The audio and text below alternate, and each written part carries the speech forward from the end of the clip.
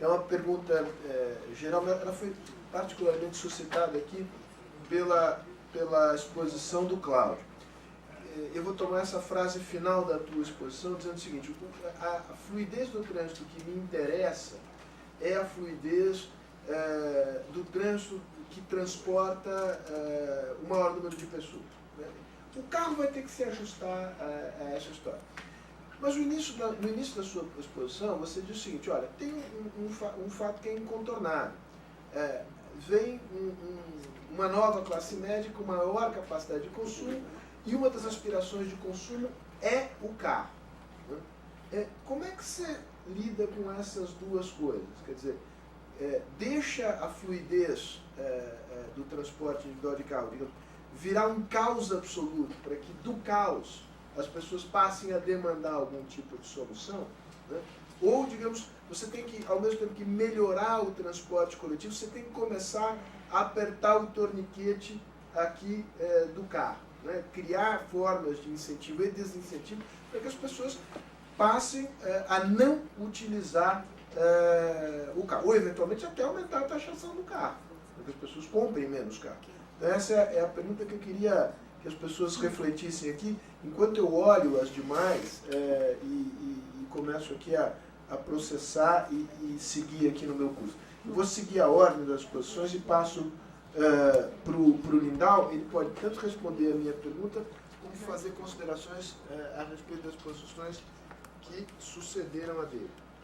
Sim, a questão são os pilares, não dá para atacar um lado sem outros lá. Quer dizer, tem que desestimular o uso do carro, tem que incentivar o transporte coletivo. Acho que houve um certo consenso aqui em tudo que a gente falou, inclusive no tratamento do automóvel, né, que a gente colocou. Ele está aí, ele existe, ele ocupa todo o espaço. Quer dizer, o Cláudio evidenciou 1 trilhão de investimentos. Aliás, Cláudio, em que período esse 1 trilhão? Eu perdi ali Isso no fundo foi nos últimos 40, 50 anos, não mais do que isso. Porque teve uma curva bem acentuada de aceleração. Certo. Então, nos últimos 40 anos, com certeza. Então é isso, quer dizer, todo esse espaço super subutilizado. A gente só precisa recuperar isso. Eu também mostrei uma lâmina ali, o que dá para fazer com espaço. Quer dizer, não é por falta de espaço, Ele não foi nos falta ocupado espaço. pelo carro. Ele foi ocupado pelo carro. Ninguém determinou que fosse. Ele foi ocupado. Foi por talvez inércia, não? A gente tem que sair desse processo. Quer dizer, agora é aquela história, o carro já está parado nesse espaço. Quer dizer, assim, né? E não temos como fazer mais, isso é uma evidência. Não dá para imaginar que nós vamos fazer segundo piso, que infelizmente em alguns lugares, no México, se discute muito isso, já que a gente falou no México, né? Fazer segundos pisos, quer dizer, tá um processo de evolução de segundos pisos, enquanto que nas sociedades desenvolvidas estão dinamitando os segundos pisos, quer dizer, nós não podemos entrar nessa onda errada. Bom, eu encerro aqui até para...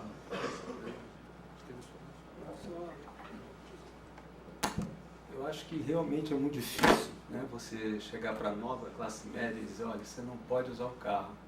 Mas se a gente tivesse paciência e a nova classe média tivesse tempo, para a gente mostrar o seguinte, olha, é muito caro andar de carro. É muito caro não só o custo direto. Esse custo direto talvez até seja mais fácil da gente mostrar. Você tem o gasto de licenciamento, você tem o gasto diário de combustível, de desgaste dos pneus, você tem desgaste de manutenção, você tem que fazer revisão do seu carro uma vez por ano vai passar pela vistoria, e se ele for colocar isso na ponta do lápis, talvez ele chegue à conclusão que não vai valer a pena comprar o carro. Agora, isso depende de toda uma nova cultura, de toda uma nova filosofia, e que leva tempo. Então não é uma equação fácil você chegar e dizer para a nova classe média, dizer, olha, você não vai comprar o carro.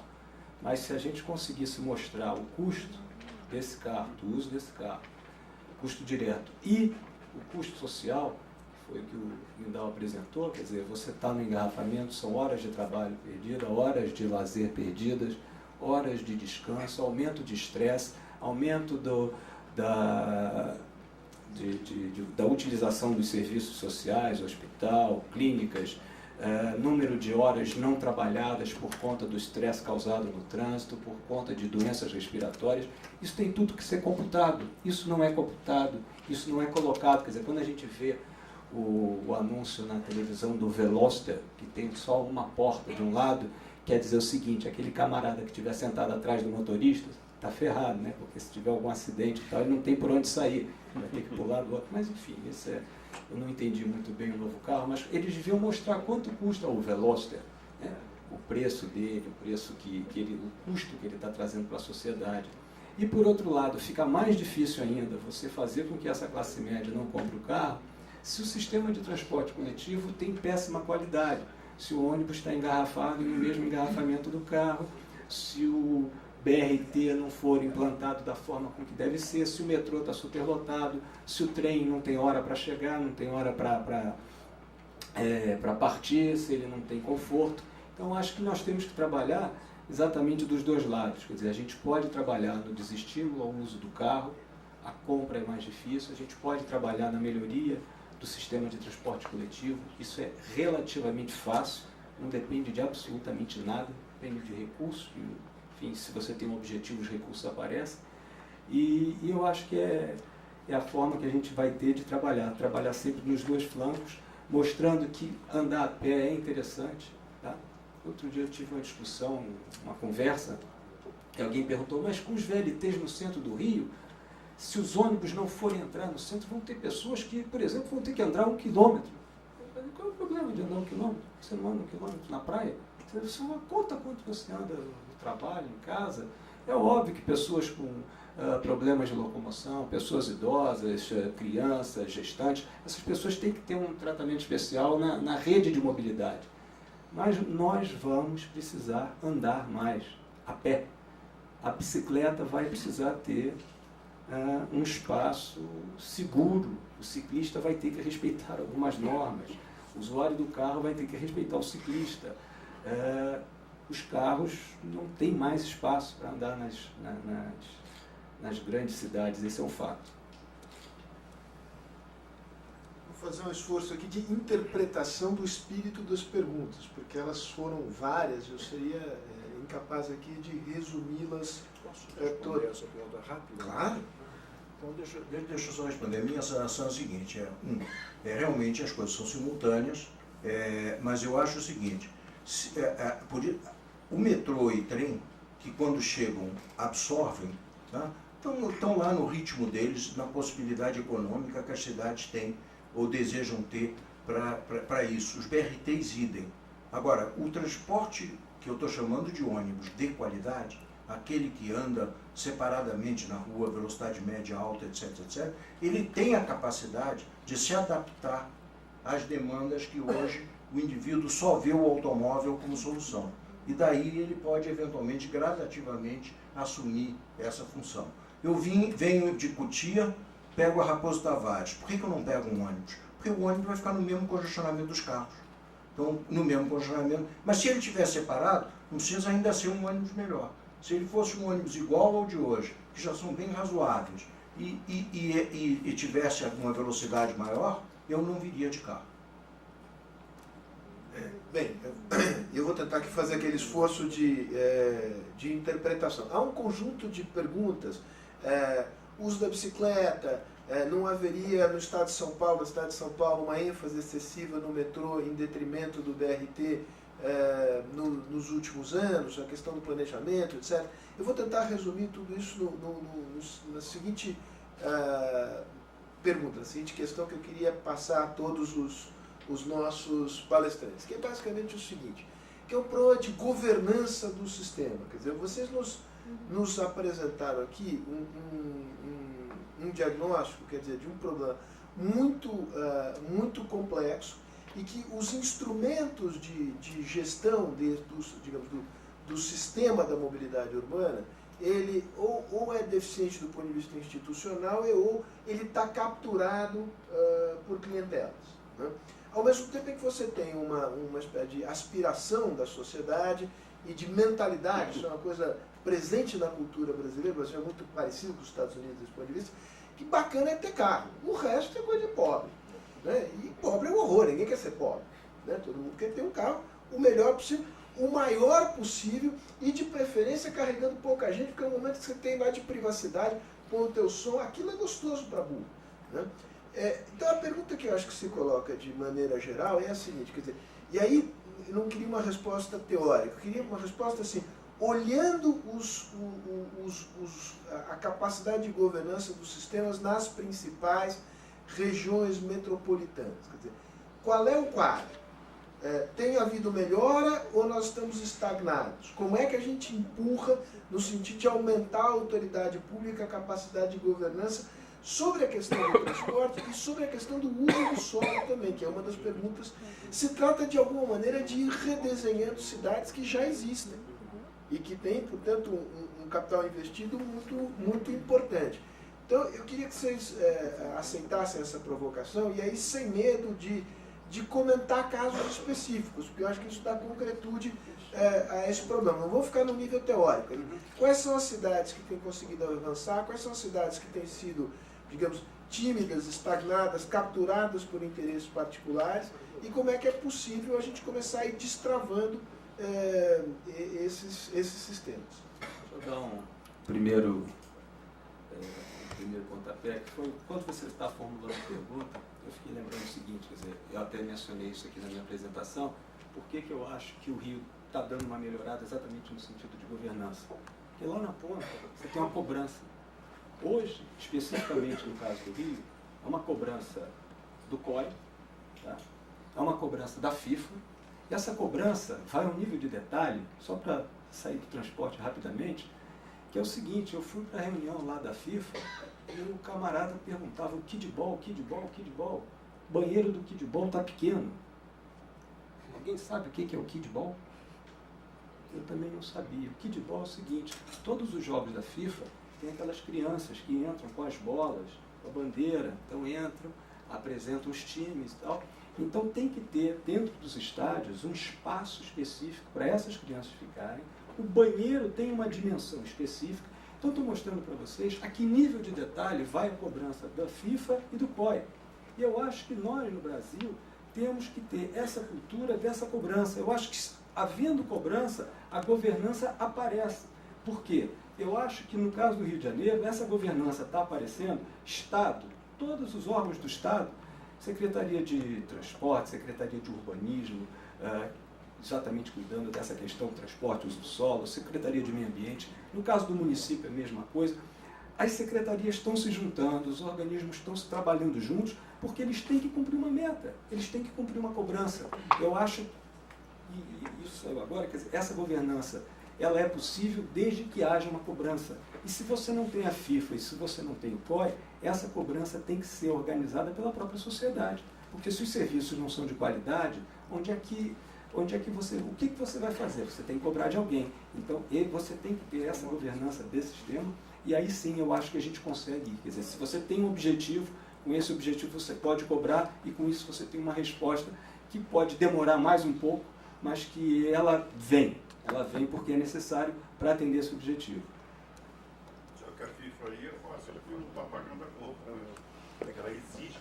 Se a gente pudesse dar ré na história, talvez a gente lembre da reforma da Constituição, estava discutido criar o poder metropolitano. A gente, infelizmente, perdeu isso. Quer dizer, houve um reforço na questão das cidades, né? Então, as cidades em áreas como o Rio, São Paulo, acho que o Rio até tem uma vantagem, hein? Pela extensão da cidade do Rio de Janeiro, quer dizer, tem muita coisa que o Rio está conseguindo resolver, porque a área do Rio é enorme. Quer dizer, nós estamos falando, né? Comparando com São Paulo, quer dizer, vocês aqui têm uma quantidade enorme de municípios. E aí eu gosto do teu conceito das rotas metropolitanas, que é quase uma impossibilidade discutir hoje no contexto desse, porque cada cidade tem realmente a gestão sobre aquele trechinho. Quer dizer, tem uma dificuldade brutal de agregar essas 28 cidades por questões políticas, partidárias e tal, e chegarem numa questão comum, que seria essa questão do deslocamento metropolitano. Vou dar um caso para vocês, quer dizer, nós estamos trabalhando aí nos projetos dos BRTs do Rio e de Belo Horizonte, e nos dois acontece isso, quer dizer, se faz lá o corredor, se pensa o corredor, se consegue resolver isso na demanda da cidade, e aí vem a questão do metropolitano. Quer dizer, aí como é que se resolve o metropolitano? Lá no Rio, vão entrar uns ônibus cinzas, né? A gente diz cinza porque aí a cor é distinta e tal, é o cara que vai fechar a porta lá num certo lugar e vai usar o corredor para chegar até o centro. Mas ele é um ente não ótimo dentro do processo. O corredor podia ser otimizado numa lógica fantástica, se a gente considerasse a dimensão. Não, mas aí vem a questão tarifária, porque esse não integra aquele e tal. Em Belo Horizonte, as paradas são exatamente duplas. O investimento está custando o dobro para acomodar um casamento que não conseguiu acontecer, que é o metropolitano e urbano. Embora alguns dos operadores lá... Amante é cara. Amante é cara. Conseguiram casar, amante. Não, e o mais fantástico, a dificuldade lá de casamento é porque o cara está nas duas cadeiras. O mesmo operador, às vezes urbano, ele tem linhas metropolitanas. Claro. Então a gente vai numa reunião e vê o mesmo cara de novo. Mas peraí, tu está aqui de novo. Eu também tenho umas linhas metropolitanas. Então, assim, mas isso não consegue se juntar de tal forma de fazer o ótimo no corredor. Então, mesmo onde está se fazendo esses brutais investimentos, ainda está no subótimo. E esse subótimo decorre da questão da governança. Agora, qual a mágica para resolver isso? Com o poder metropolitano, talvez se resolvesse isso. Perdemos essa oportunidade. Como transformar isso agora? Eu acho que a única tentativa foi em Recife, lá, de criar um órgão metropolitano, mas eu não sei se evoluiu. Acho que foi já, de certa forma, recapturado e ele já perdeu essa dimensão. Quer dizer, a gente teria que entregar toda essa gestão para uma única entidade, que lá eles, de alguma forma, estão sendo obrigados a fazer porque tem alguém cobrando, mas não está acontecendo nos outros lugares essa cobrança, os outros estão se acomodando. Eu não sei se vocês têm alguma ideia, mas eu acho que esse é o ponto focal, esse é o cerne da questão. Resolvido isso, tecnologia a gente conhece, quer dizer, eu acho que aqui no Brasil a gente tem um conhecimento enorme sobre transportes e a gente conseguiria, quer dizer, quadros técnicos ótimos, a gente avançaria super bem. Resolvido o problema político. Eu não tenho solução. Queria que você comentasse, Cláudio, e tocasse um ponto que pairou, que é o problema do financiamento. Quer dizer, financiamento é uma restrição importante para dar conta dos problemas do transporte que tem aqui, ou não é a principal restrição? Eu vou começar por essa pergunta. É o seguinte, sinceramente acho que não. Ou seja, eu acho que se você já tem 1 trilhão investidos e não consegue dar máximo aproveitamento a ele, não há como você dizer que o problema ainda principal recurso. Eu até diria o seguinte, eu tenho um receio de que quando se consegue mais recursos em cima de uma estrutura ruim, assim, esses recursos vão ser desperdiçados. Esses recursos vão ser escolhidos modais inadequados, vai ser escolhido essa mania de, eu gosto de tal coisa, então eu quero mais disso. Quer dizer, tipo criança, quero chocolate. E agora o que você quer? Chocolate. Eu quero agora chocolate. Aí, você vai ter dor de barriga e falar, mas eu quero chocolate. Quer dizer, hoje, muitas das decisões são assim, é pela minha preferência. Eu já vi lugares, eu não vou dizer aonde era, não é nem um lugar muito grande, não. Eu sempre disse, mas eu estive agora em Bruxelas e gostei muito. Não interessa o que ele gostou. Essa é uma colocação inadequada. Então, região metropolitana,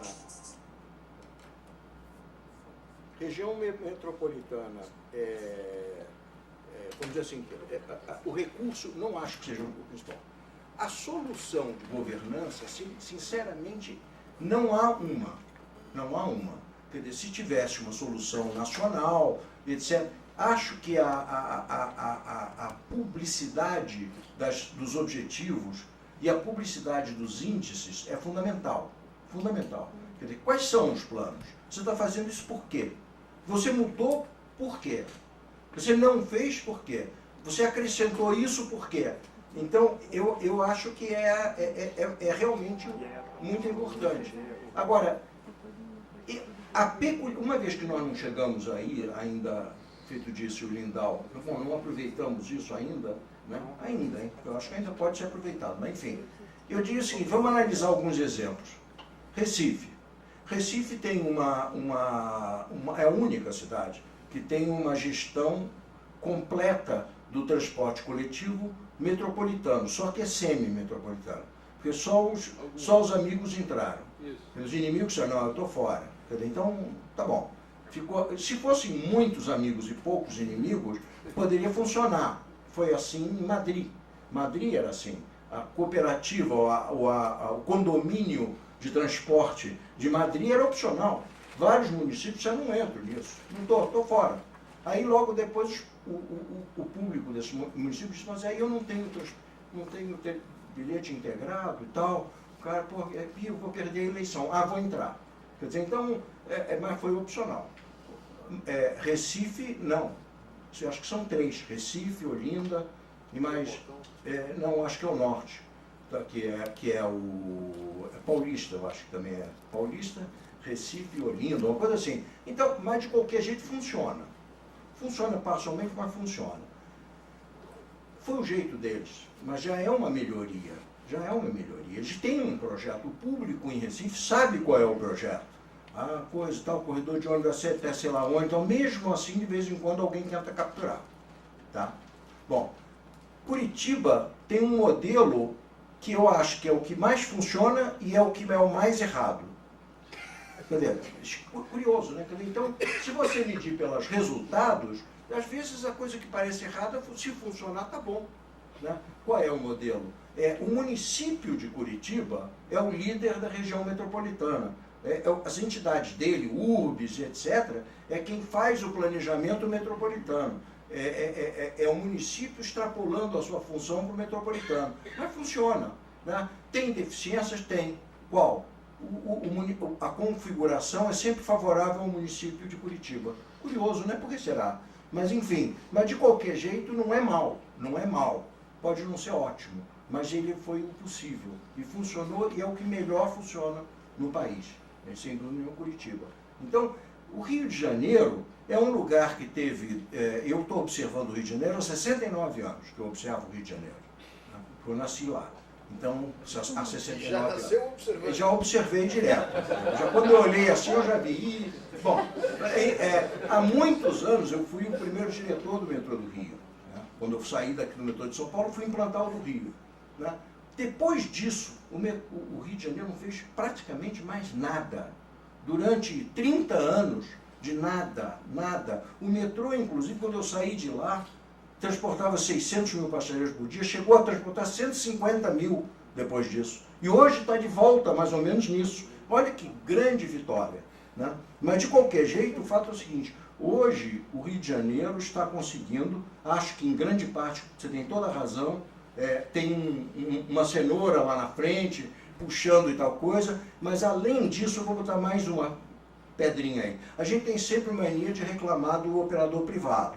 Eu acho que o Rio de Janeiro está assim também, porque o Estado e o município lá contam com uma coisa chamada FETransport, ou seja, uma federação de empresas de transporte que cobre todo o estado do Rio de Janeiro. Não é feito em São Paulo, que tem um municipal, tem um metropolitano, tem um sei lá o quê, tem um interurbano, não, é uma federação única, ou seja, esse raciocínio coletivo, mesmo que distorcido pelo raciocínio privado, ele é feito como um todo.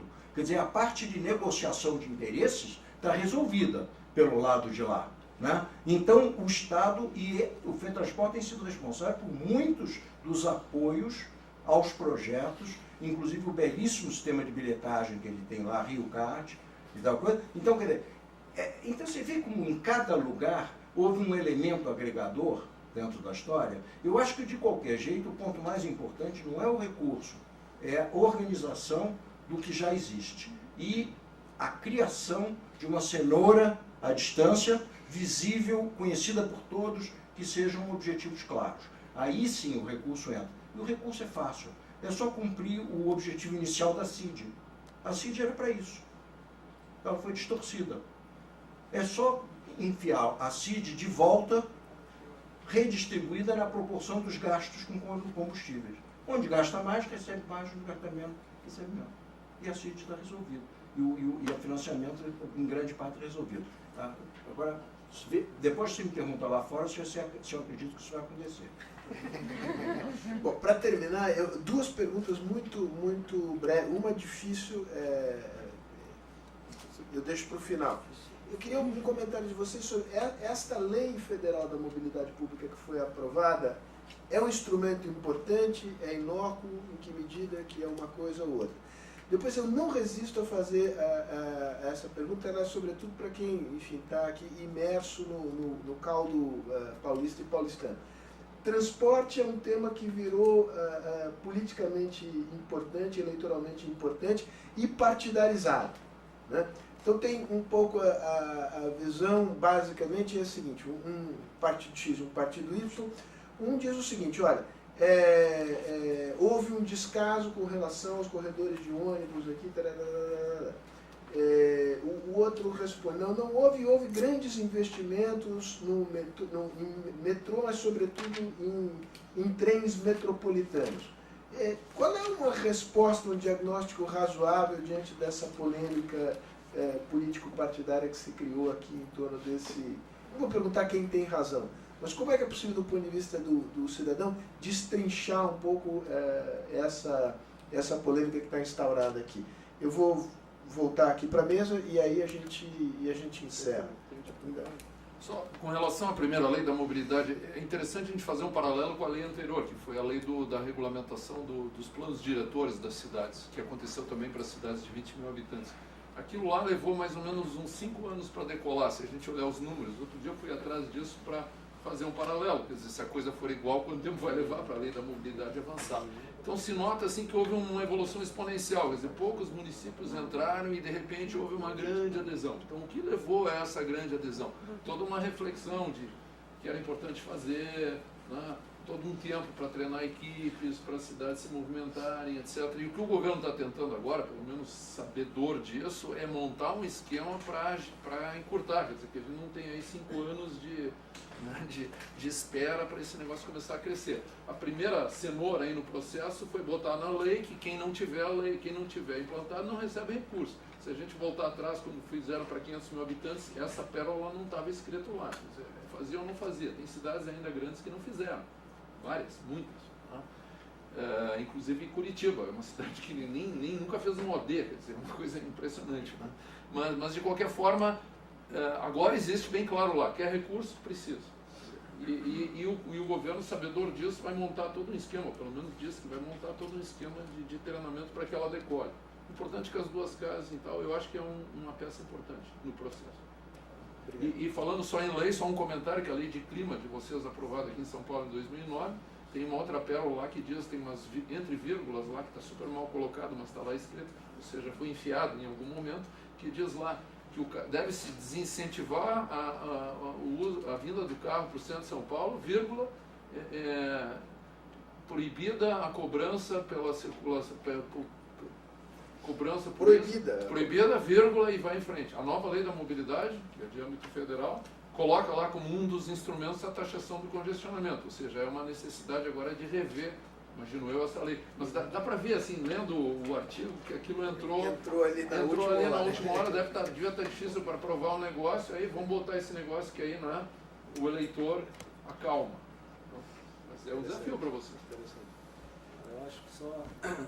complementando, não, eu acho que é isso, que se você tem uma forma de cobrar em que essa nova legislação entre em prática, você consegue realmente fazer com que as cidades tenham exatamente alguma coisa. Um quadro que eu mostrei no final é exatamente isso. Você pode estabelecer um nível de investimento governamental, desde que haja recursos. Olha, você tem isso, vai ganhar 10. Isso aqui não, aqui só dá para ganhar uma mariola em pé de moleque. E você vai estabelecendo isso aqui, quer dizer, é uma forma de incentivar aqui, como se diz no Brasil, que é com que a lei pega, né? Enfim, ela tinha que pegar no momento que você implementou, mas... E lei para pegar precisa de dente, né? Exatamente, então os dentes são isso, olha, você quer aqui, ó, olha o sacolinha aqui, olha as moedas e tal. Então, acho que a gente pode ter um ganho, sim, de mobilidade com essa nova legislação, com essa cenourinha na ponta. Obrigado. Cláudio, você é a última a falar. Eu acho assim, a legislação é realmente uma mero, é aquele negócio que você bota no centro da mesa, esquisito, assim, por exemplo, um tamanco, e as pessoas sentam e tem com quem conversar. Quer dizer, a lei cria a obrigação de se conversar sobre um determinado assunto. Enquanto que se não for o tamanco, o assunto pode ser qualquer. Inclusive a derrota do Vasco ontem, que eu sou vascaíno. Mas então, vamos dizer assim, ela é isso só. Ela não é a solução. Ela é, se quiserem conversar bem sobre ela, se ela se transformar numa coisa publicada, compreensível, atualizada de resultados, com indicadores de tal forma que a sociedade possa interpretar o que está acontecendo, eu acho que ela pode se tornar uma coisa muito importante. Agora, eu acho que a diferença também, em relação à Europa, é que quando a gente fala, e a lei fala, não, senão não pode receber recursos e tal coisa, né? Quais? Não diz. Europa não. A Europa, ela diz. Que ela diz, olha, para receber, se você faz parte do clubinho de Madrid, vai ser 20% do governo federal, 40% do governo local, 30%... Quer dizer, tem uma regra em que você diz, isso aí vale a pena, pô. Isso aí vale a pena.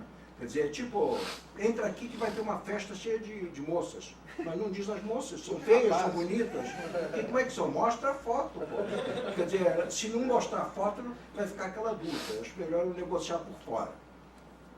E a pergunta política partidária você vai deixar de lado? Não, eu penso que fosse uma outra. A política partidária é simples. É mais ou menos o seguinte, no fundo, diante de tudo que eu falei, é fácil responder a ela.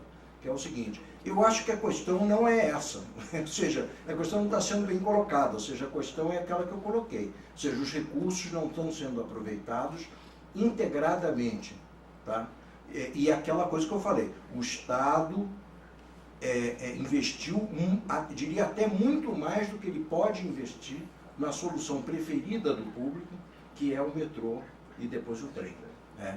Investiu pouco em corredor de ônibus ou quase nada, sim, é verdade. Mas talvez porque isso, desde a época em que eu era secretário, era meio que subentendido que os ônibus eram o modo das prefeituras fazerem investimento, não o modo do Estado. Já que naquela época tinha menos dinheiro ainda, não estava numa crise financeira, isso é natural. Talvez hoje tivesse que ser revisto. Isso, acho que o Estado deveria investir em ônibus, sim. Ele deveria gradativamente começar a aumentar o investimento em ônibus. Agora, o problema que se apresenta aí não é esse. O problema que se apresenta aí é que você tem um sistema de transporte de alta qualidade e um sistema de transporte de baixa qualidade. E o sistema de transporte de baixa qualidade não está sendo aproveitado os recursos existentes, as ruas, para torná-lo de alta qualidade. E daí as pessoas fogem dele para o outro, e aí você tem uma crise de oferta no outro. E neste caso também tem, porque ele está andando devagarzinho, então a capacidade dele está cada vez menor. Então, incrível quanto pareça, você consegue aquele célebre casamento da alface e da cenoura, mas com a raiz da alface e a folha da cenoura. Quer dizer, você consegue destruir o que você tinha de bom, que são alguns BRTs que tem bons em São Paulo, existem BRTs bons em São Paulo, 2, né? E você consegue destruir o que tem sido feito em termos de metrô e trem, e você não consegue construir o que deveria ter sido feito em termos de ônibus, para ser parceiro. Quer dizer, para que as parcerias, isso tudo fosse um sistema. Ou seja, hoje, o problema de São Paulo é o mau aproveitamento das ruas. Não só de São Paulo, o Brasil inteiro. É o mau aproveitamento das ruas. É não ter propriedade e dirigir essa propriedade para o transporte coletivo. As ruas para o transporte coletivo. Só isso, para mim, já resolveria de imediato o problema de transporte. Muito bom.